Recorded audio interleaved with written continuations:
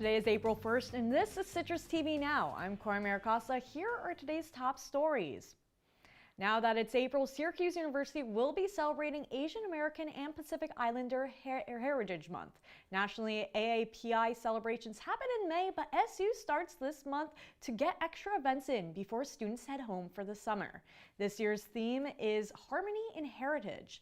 Starting this Thursday, the AAPI History Month Committee is hosting a kickoff and info fair, followed by a holy celebration on Saturday, a keynote speaker on April 6th, and closing with an alumni speaker on April 17th.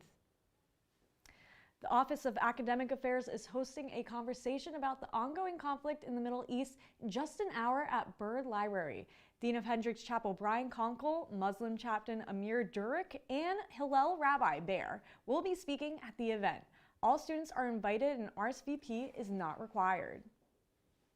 The month of Ramadan is coming to a close, but the Muslim Student Association is still holding iftars for students to break the daily fast together.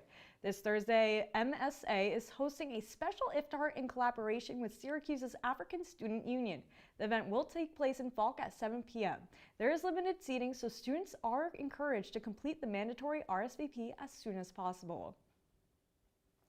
Next Monday, Syracuse is preparing to view the solar eclipse. Officials say Destiny USA will be closed from 3 to 3:30 to allow its workers to experience the eclipse. During that time, the moon will completely block the sun, darkening the skies in the afternoon. This will not happen again for another 375 years.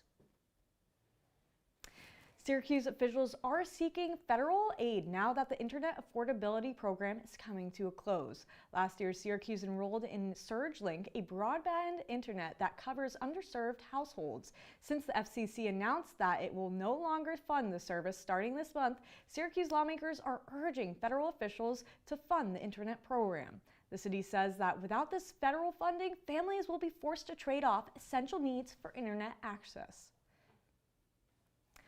Coming up on Citrus TV Now, we'll have new details on the wildlife habitat conditions in Onondaga Lake. Stay with us.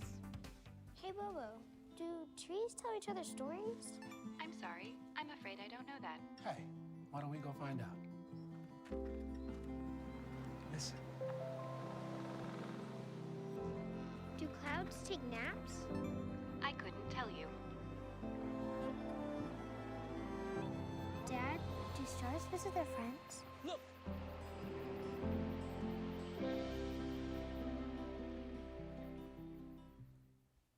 New York and Onondaga County are opening up more fishing sites around Onondaga Lake. While fishing is being made easier, Honeywell officials responsible for testing mercury levels in Onondaga Lake have not tested caught fish since 2018. This is due to nearby laboratory error and procedural delay. One environmentalist attorney says that this is a major concern because the biggest danger in the lake is fish consumption.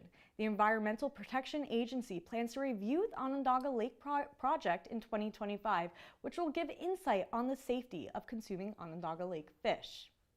Now, if you haven't noticed, today is April Fool's. Students on campus are fitting in pranks during classes and spending time outside with the warmer weather. Now, this warmer weather has knocked off my socks, but apparently for our weather anchor, Oldano, it's done more than knock just his socks off. Tyler, what's going on now?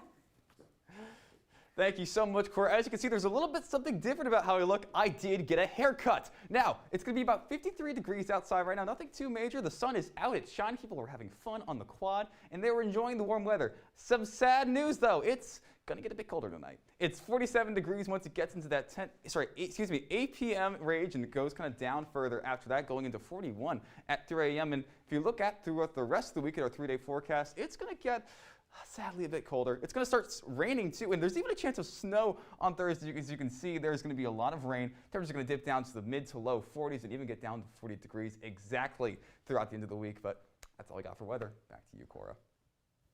Thank you, Tyler. That hair really fits you. Well, coming up on News Live at 6, if you're a fan of April Fools, it can benefit your mental health. Our Harrison caller will have the full story in an hour. And that's all the time we have for you today on Citrus TV Now. For more of the latest, follow us at Citrus TV News on X and Instagram. I'm Cora Mayer-Costa. The news continues in an hour with Maddie Stelk and Bradley Hoppenstein. Stay silly, Syracuse.